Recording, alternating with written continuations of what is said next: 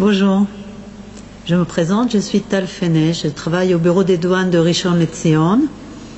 Nous nous occupons des immigrants qui arrivent en Israël en ce qui concerne tous les problèmes de douane ou le sujet de la douane.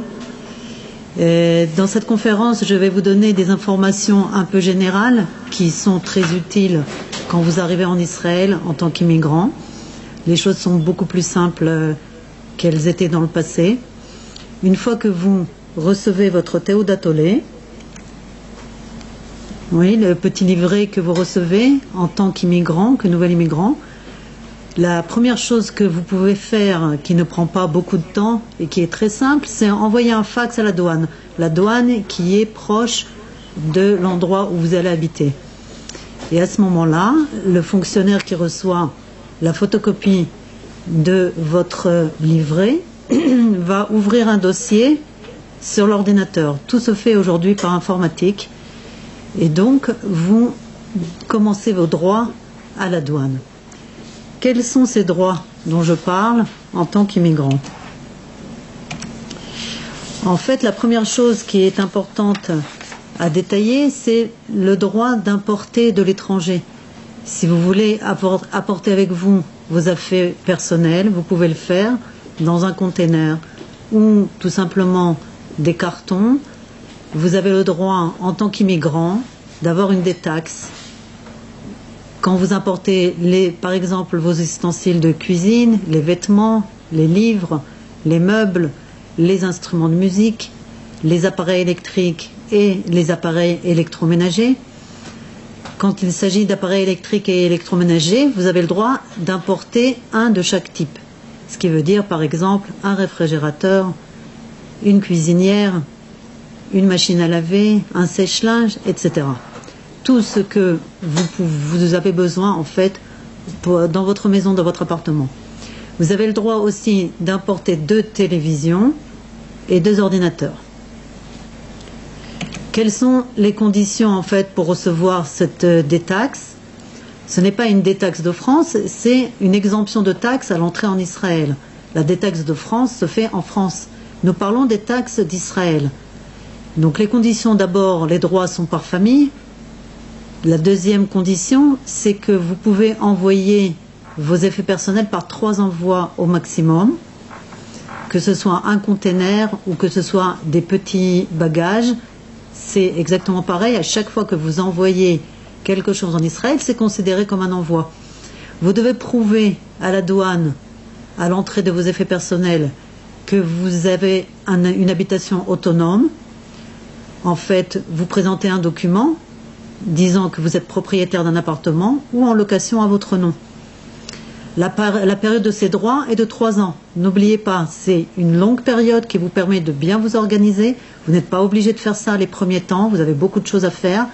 Mais les 3 ans aussi passent très vite. Nous avons beaucoup de cas d'immigrants qui arrivent chez nous une semaine après la fin de leurs droits et nous n'avons pas de possibilité de les aider. Donc, tenez compte, les 3 ans sont importants, c'est une longue période et ça passe très vite. L'utilisation de ces biens, donc de tous les effets personnels que vous avez reçus avec cette détaxe, cette exonération de taxes, vous devez les utiliser pendant 6 ans. Si vous quittez le pays avant ces 6 ans, vous devez payer les taxes. En Israël, les 2 seules choses aujourd'hui que vous pouvez acheter, c'est le réfrigérateur et l'air conditionné. Parce que la condition pour laquelle vous êtes apte d'acheter en Israël sans payer de taxes, il faut que ce soit fabriqué en Israël. Et c'est les 2 seules choses que nous avons aujourd'hui fabriquées en Israël. Donc tenez compte, si vous voulez importer d'autres choses de France, vous ne pourrez pas les acheter en Israël, ni la machine à laver, ni le sèche-linge, parce qu'il n'y a pas de marque israélienne. La période aussi de l'achat en Israël est de 3 ans. La manière de le faire est différente, c'est pas seulement envoyer un fax. Dans ces cas-là, vous devez vous présenter sur place à l'un des bureaux de la douane. Vous apportez un proforma, qui est donc le prix préfabriqué du réfrigérateur de l'air conditionné, et vous recevez un papier vous permettant de retourner au magasin et de ne pas payer de taxes. La plupart du temps, il s'agit de TVA. Vous avez aussi la faveur d'importer avec vous vos outils de travail. Il s'agit d'outils de travail transportables à la main. Donc si vous comptez travailler en Israël et vous avez besoin de ces outils, vous pouvez les importer. Faites attention que la valeur ne dépasse pas les 1650 $. C'est la valeur que la douane permet à un immigrant d'avoir une exemption de taxes sur ces outils de travail transportables. Parlons maintenant du matériel entreprise. Pour les immigrants qui comptent ouvrir une société en Israël, il y a la possibilité d'avoir aussi une exemption de taxes sur le matériel qui concerne donc les machines qu'il a besoin pour faire marcher son entreprise. Ici aussi, il y a une valeur maximale qui est de 36 000 $, compris les outils portables que j'ai parlé avant, les 1650 $. Mais dans ce cas-là, vous devez aussi déposer une garantie bancaire, ce qui permet aux douanes de vérifier que, en effet, avec ce matériel, vous avez ouvert votre entreprise, vous commencez à travailler dans l'entreprise.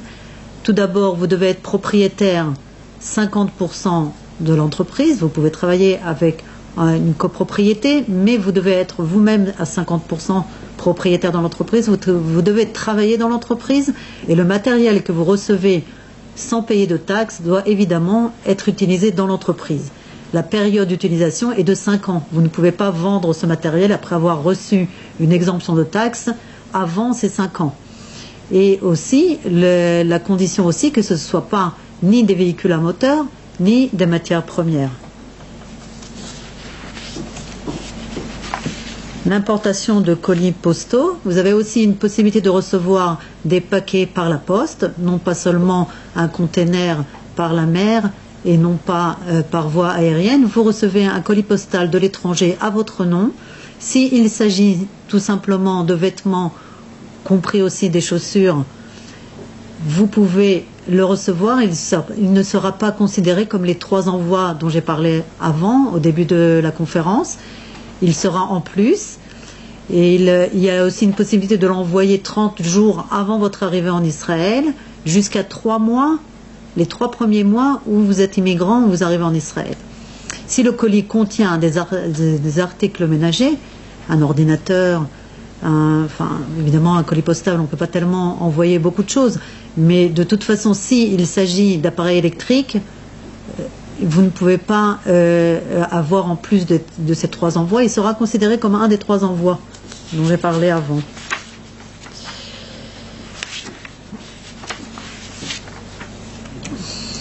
Voilà, nous arrivons au droit d'un véhicule à moteur. J'ai été souvent questionnée à ce niveau-là, puisque c'est très important pour les immigrants qui viennent de France.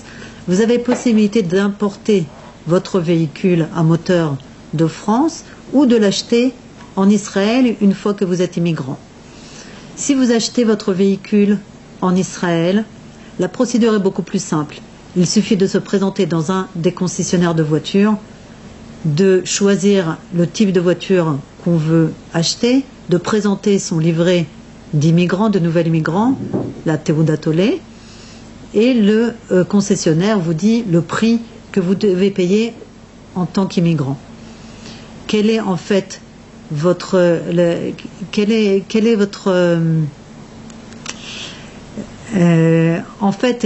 le droit d'un véhicule à moteur en tant qu'immigrant? En Israël, les taxes pour les véhicules sont très élevées, elles sont à peu près de 120%. Oui, c'est pas comme en France, c'est pas seulement la TVA. Pour un immigrant, nous donnons une possibilité d'acheter une voiture avec une remise. C'est pas une exonération, c'est une remise. Au lieu de payer 120% de taxes, vous avez une remise de 50% à peu près de taxes. Il vous reste à payer 75% de taxes. Il n'y a pas une exonération, je répète, ni à l'import, ni à l'achat d'un véhicule à moteur en Israël. Donc le concessionnaire, si c'est à l'achat en Israël, vous donnera le prix après donc votre remise de 50%. Si vous faites un apport, c'est un peu plus compliqué, la procédure est plus compliquée. Vous devez aussi payer ces 75%, mais vous devez en plus avoir une autorisation du ministère des Transports. J'ai noté quel est le site sur l'Internet, c'est en hébreu, il faudra vous faire aider à ce moment-là. Et vous devez recevoir une autorisation, un livret d'import du véhicule. Toutes les marques et tous les types de véhicules ne sont pas aptes en Israël. Israël, le ministère de Transport agrée certaines sortes de véhicules et pas d'autres. Donc il faut commencer par ça, être sûr que son véhicule est apte à être importé en Israël. La deuxième chose, c'est qu'il va falloir payer les taxes. À l'import, le fonctionnaire des douanes va faire un calcul. D'abord, il va donner une valeur au véhicule. Il est très important d'apporter une facture.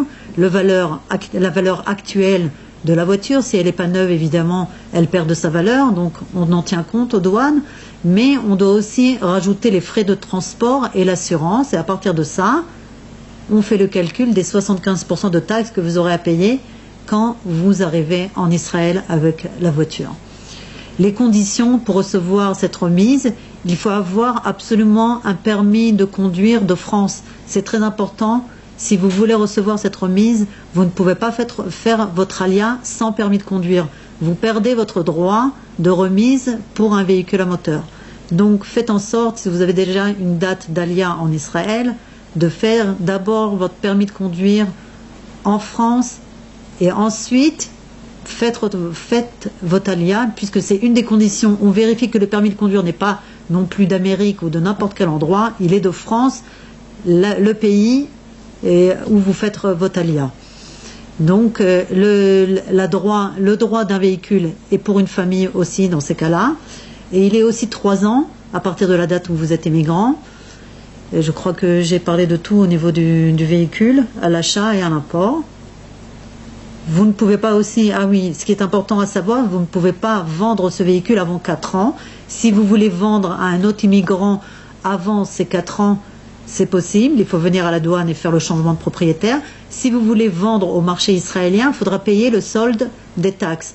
Donc faites votre calcul, si c'est intéressant, si c'est pas intéressant, c'est pas toujours intéressant. Il faut faire une comparaison entre le prix au marché israélien et le prix en tant qu'immigrant. Et donc vous avez les 3 ans pour réfléchir et faites un bon choix à ce niveau-là. La prolongation de la durée des droits, c'est un sujet qui intéresse une partie des personnes qui ont été déjà immigrants dans le passé. Un immigrant qui quitte Israël durant sa période de droit qui est de 3 ans aura la possibilité d'avoir une prolongation s'il séjourne à l'étranger 6 mois continus. C'est très important. Ces mois, la période à l'étranger doit être continue. S'il fait des séjours proches en Israël, il perd la période de ses droits. Donc il doit revenir à la douane une fois qu'il revient en Israël, montrer les entrées et sorties du pays. On fait un calcul, on lui donne toutes les périodes de plus de 6 mois continus, de nouveau, qui lui permet de continuer ses 3 ans de droit en Israël. Il aura les mêmes droits comme un nouvel immigrant, mais une période plus courte. Ça, c'est la prolongation quand un immigrant quitte le pays. La deuxième possibilité d'avoir une prolongation de la période des droits, c'est dû au service militaire. Si l'immigrant commence son service militaire pendant la période des 3 ans de ses droits sont dits gelés et il pourra recevoir en retour la période militaire si c'est un service militaire de 3 ans ou de moins de 3 ans, il recevra ses droits en fin de service militaire. Il ne s'agit pas de carrière de service militaire, il s'agit de service militaire pur. La troisième possibilité de prolongation des droits est due aux études universitaires. Si un immigrant commence à étudier 18 mois à partir de son entrée en Israël, pendant une période de maximum 5 ans, un peu plus long pour la médecine et le droit, sera en droit de récupérer, en fait, de recevoir une année supplémentaire en fin de ses études. Dans ce cas-là aussi, il doit se présenter aux douanes, il doit apporter donc les papiers, les documents prouvant qu'il a étudié dans un endroit qui est reconnu par la douane. Il y a des listes d'universités et d'écoles qui sont reconnues. Et donc, il reçoit de nouveau cette année, en plus, à la fin de ses études. Au cas où l'immigrant en fin de ses études, quitte le pays, il ne pourra pas recevoir une prolongation, la même prolongation que j'ai parlé au départ, la prolongation d'un immigrant qui quitte le pays et qui reste à l'étranger. On peut avoir droit qu'à une sorte de prolongation et pas à deux, dans ces cas-là. Pour plus de renseignements, vous avez donc les coordonnées, le site internet, tous les bureaux des douanes en fonction de la région où vous allez habiter, ou même aujourd'hui, si vous avez encore des questions avant votre alia, vous êtes invité à mon mail à moi, Etal F. C'est un mail que vous pouvez écrire en français. Je vous répondrai aussi en français, si Dieu veut, dans toutes vos questions un peu particulières que je n'ai pas parlé dans ma conférence. Je crois que j'ai parlé d'une manière générale pour ne pas que ce soit trop précis et trop compliqué. Il y a des cas qui sont un peu plus spéciaux. Il vaut mieux les envoyer par mail pour recevoir une réponse un peu plus précise. Si vous êtes dans le nord, donc vous avez les coordonnées de Haïfa, dans le sud d'Ashdod, à Jérusalem aussi, vous avez les coordonnées, vous pouvez appeler, si vous êtes déjà sur place, ou avant de venir en Israël, vous envoyez un mail.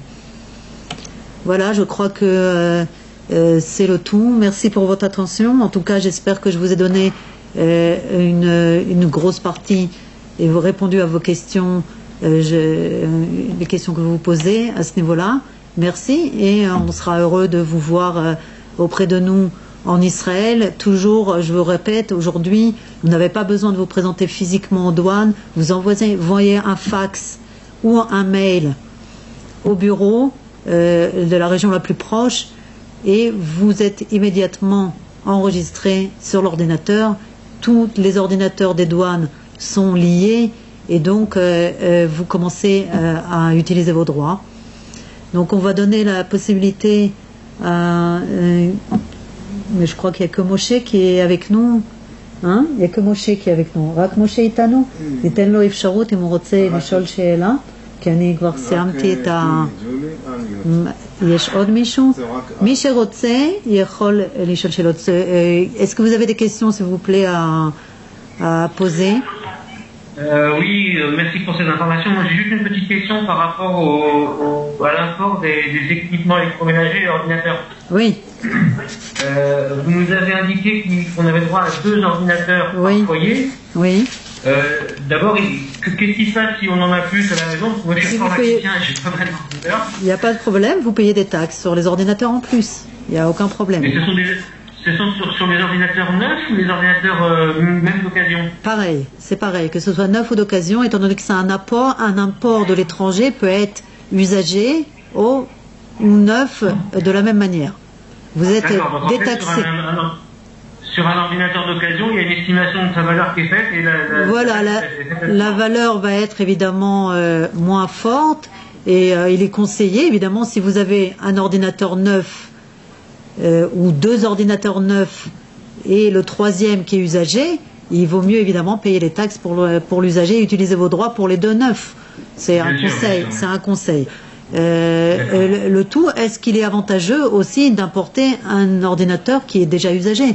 Parce que, bon, en Israël, il y a des ordinateurs partout. Vous pouvez acheter à un prix qui est très avantageux aussi, un ordinateur. Donc, c'est votre choix, bien sûr. Mais enfin, c'est un conseil que je donne. Je donne toujours ce conseil que quand vous apportez vos effets personnels, tenez compte que s'ils sont usagés, vous avez utilisé votre droit pour un appareil qui est usagé, qui va peut-être vous servir dans les 6 mois à venir et pas plus. Donc, faites votre calcul. Vous allez aussi payer quand même l'envoi.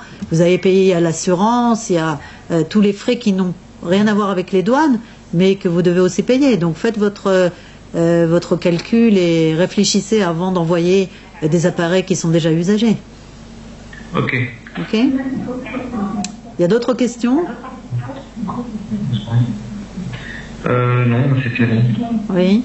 Donc c'est la même chose pour les équipements électroménagers, la machine à laver, la vaisselle, etc. Exactement, c'est la même chose pour l'électroménager. La chose que je peux dire aussi à ce niveau-là, si vous importez de l'électroménager qui est usagé, donc un peu pareil comme l'ordinateur, et si vous achetez de l'électroménager neuf et que vous envoyez, il y a aussi une possibilité comme ça. J'ai entendu qu'il y a beaucoup d'immigrants ce qu'ils font, ils font l'export directement du magasin. Donc ils récupèrent déjà la TVA française et ils ne payent pas à l'arrivée la taxe, donc étant donné qu'ils sont immigrants. Il faut faire aussi le calcul parce que vous avez à payer l'envoi de l'électroménager, ce qui comprend aussi l'assurance.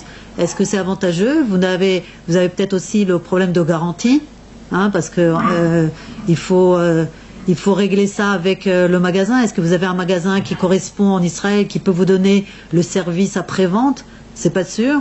Donc tout ça, il faut en tenir compte.